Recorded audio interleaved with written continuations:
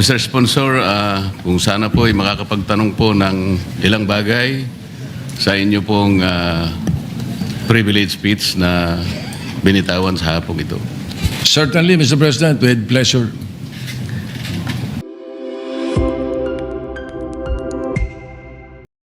Mr. President, unang-una po ay pinasasalamatan ko ang ating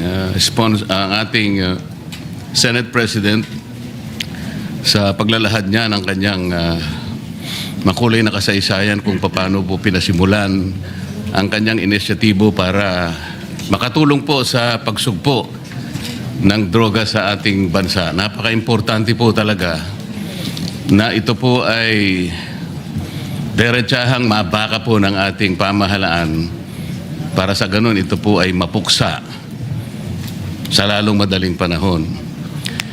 Ngunit kagaya po ng paghahalimbawa na ginawa ng ating Senate President, para pong maski po siya'y nalulungkot sapagkat nung siya po ay nagsimula niyan, siya po ay Vice Mayor po ng Quezon City. Pwede po bang maitanong, Mr. President, kung anong taon po yun? 1988, Your Honor, Ngayon January 18, 1988 were the elections. I was sworn in as Vice Mayor, if I recall it right, February 2 of 1988. Ngayon po, Mr. President, tayo po ay 2026 na at kayo po ay Senate President na po. Mga ilang taon po yung pagitan mula nung kayo'y maging Vice Mayor at ngayon po ay isa ng Pangulo ng ating Senado. 37 years, if my mathematics is still working, Mr. President. So, Ginoong Pangulo, sa halos 40 taong pakikipagbaka natin sa droga, na ngayon ay nalaman nating isa pa lang ating gagalang-galang na Senate President ang nagpasimula nito. Ngunit sa kanya pong paglalahad ay may halo pong kalungkutan dahil sa kanya pong paglalarawan kanina, kahit na po hulihin natin lahat ang mga puser at ang mga gumagamit nito, at kahit sakasakali na meron po tayong magagawang kaparaanan na sila ay ilagay lahat sa isang isla. At meron po tayong karapatan at kakayahan na pasabugin ang isla na yon. Siguro po iniisip po ng ating Pangulo, Mr. President, na sa kanya pong frustration talagang, kumbisan nga po, mahalos may isip nyo na po yun eh. Dahil siguro sa kagustuhan niyang mapuksa ka agad, bobombahin na lang niya. Paghalimbawa po natin, Mr. President, nakahanap siya ng isang napakabagsik na bomba. Talaga pong walang natirang isamang kaluluwa. Namatay po lahat, Mr. President. Pero sabi niya, hindi pa rin po sapat yun eh. Hanggat meron tayong lilitaw ng mga kababayan, sabi po niya, na dependent sa droga, mananatili pong magkakaroon tayo ng problema. Tama po ba yung aking pagkakarinig, Mr. President? Tama po yun. Bagamat pagdating po dun sa issue ng human rights, yung akin po ay theoretical lang, na kapag kahit ubusin mo lahat ng puser sa Pilipinas, in a way, kung ika ngay medyo mong pasabugin sa isang lugar at mawala sila lahat, theoretical lang naman yun. Alam ko po yun. Ika nga ganun pa rin, magkakaroon pa rin ng hahanap pa rin po sila kung meron kang drug dependent. Kaya nga ho, ang totoo po niyan, kapag naksawata natin ang drug dependency, ang bigat nga, mas mabigat sa akin yung prevention and rehabilitation kaysa sa enforcement and prosecution kung tutuusin.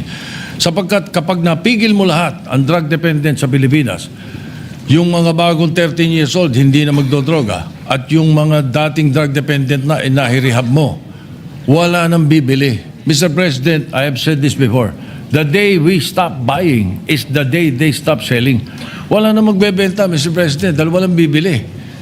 Like for example, in this case, dito sa ating ngayon, Maglagay ka na isang tambak na cocaine dyan. Kung walang drug dependent dito, walang hihipo nun. Basura yun, Mr. President. That is what I mean. Thank you. Salamat po sa inyong pagpapaliwanag. Yun din po ang pagkakaintindi ko, Mr. President.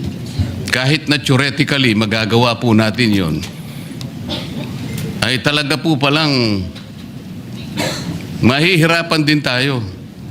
Ito po paglararawan na lang na kaya nating gawin. Kunwari, totoong lahat na nagawa po natin yun. Mananatili pong maharap po tayo sa problema dahil may babangon po pang mga iba pang mga drug dependents na ang pinagmumulan po nito ay marami pong mga problema sa buhay. Iba't iba pong kalagayan sa buhay. Halimbawa po, Mr. President, sa napakahirap pong kalagayan ng napakarami nating mamamayan ngayon, yung kanilang pong pagkain lang, Mr. President. Ngayon po ay halos na doble na po ang presyo ng mga bilihin ngayon. Isama po nyo yung gamot, yung lahat po ng pangangailangan para mabuhay ka lang ng disente. Kaya kung minsan po nagagawa na ng mga tao para malimutan lang ang problema na kanilang kinakaharap sa araw-araw. Lalo pa nga, isama mo po ang kanilang mga anak. Kaya po sila nakakahanap ng paraan para malimutan siguro yung problema. So, kung hindi po natin maayos ang problema nating pang-ekonomiko, socio-economic problems, yun po talaga ang kausa. Yan po yung pinagmumulan ng problema kung bakit lumalala at lalong nagiging mahirap para bakahin natin ang problema ng droga. Sa makatwid, Mr. President, hindi lamang po yung actual na paghuli sa mga gumagamit ng droga, i-reinforce natin ang mga batas, i-prosecute natin, i-rehabilitate. Kinakailangan po nating puntahan yung pinagmumulan muna ng problema kung bakit nagkakaroon ng mga taong sapilitang gumagamit ng droga. Sa makatwid, lalong mas malaki po yung problemang kinakaharap natin. Hanggat hindi po natin na isasaayos ang napakaraming problemang bumabalot sa ating bansa, mananatili po na magkakaroon at lalo pa pong magkakaroon at dadami pa ang mga taong maghahanap ng pansamantalang pagtatakip ng kanilang problema. Yan nga ay sa pamamagitan ng paggamit ng droga. Tama po ba ang aking assumption, Mr. President? Yes, Mr. President, maraming salamat po. Maganda yung napunto ninyo sapagkat you are absolutely right. But hayaan niyo pong dagdagan ko. Ano? At hindi lang yung escape ang pinag-uusapan dito. As a matter of fact, thank you for reminding me because if I am asked, may mga drug dependent hanggang ngayon, drug dependent pa rin kahit ubos na droga. Ano ba problema? Ayan ang tatanong. Ano ba ang pinagsisimulan dyan? Mr. President, I have used an acronym, PEACE, P-E-A-C-E, to describe it. And that encompasses and includes what the distinguished gentleman from Tarlac said, Senator Marcoleta. Tama po yun. Because P stands for peer pressure. Yan po isa sa mga dahilan. Sa eskwela, sa barkadahan, naku, pag hindi ka sumubok, ganito. Isa po yun. Yung E sa peace stands for escape. Yun mismo yung sinasabi ninyo. At yun ang isa sa mga dahilan. Parang escape po yan. Akala nila makakatakas sila sa problema nila, makakatakas sila sa kahirapan nila, sa pamamagitan nito. Mali po. Lalong nadodoble ang problema nila. Yung A naman sa peace stands for availability. Napakalaki hong negosyo nito. Ito po, bilyon-bilyones na dolyares na negosyo ito. That's why these people, these drug lords, these drug pushers, especially high-level drug traffickers, will make it available in your streets, in your homes, in your schools, everywhere. They will make it available. At kukumbinsin kayo na sububok at malulong dito sapagkat negosyo po ito. It's a $1 trillion industry in the world. Yun naman pong C sa peace is curiosity. At yun ang pwede nating iwasan doon sa sinasabi kong prevention sa Drug Abuse Resistance Education Program ng mga kabataan. Curiosity po ang simula nung iba. At yun namang E sa peace is emptiness. Kapag walang pagmamahal, pag walang Panginoon sa puso mo, Panginoon, pag walang ang Diyos sa puso mo, iyon na tinatawag nga na emptiness, malamang malulung ka sa ipinagbabawal na gamot. Yun po ang isa sa mga binabanggit ko lagi. Kaya po, salamat at nabanggit nyo yung mga dahilan na yan. At yan hindi madaling harapin, hindi madaling solusyonan. As a matter of fact, it has to be an ongoing fight. It is a war. And I always say, Mr. President, in this war, the best fighting unit against illegal drugs is the family. Kaya po, paulit-ulit ko pong sinasabi po yan. Salamat po. Salamat din po sa karagdagang paliwanag, Mr. President. Talagang yung P, pressure po talaga. Pressurado siya araw-araw. Walang makain ng anak niya. Walang magamit sa napakarami pong pangangailangan sa buhay. Litong-lito po siya. Talagang pressure po yun. Yung E, ano na po yung E, Mr. President? Escape. Akala po niya, makakaiwas siya.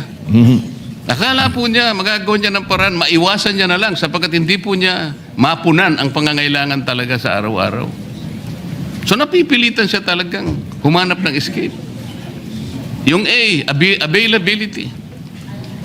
Available po sa kanya yung option na yun dahil yun na lang po kasi ang tanging magagawa niya. Dahil kahit ano pong gawin niya, sa napakahirap pong kalagayan ng marami nating kababayan, makikita naman po natin ang pinanggagalingan talaga nitong mga droga ay talaga pong yung mahihirap na segment ng ating population.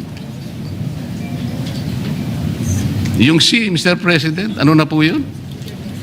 Curiosity.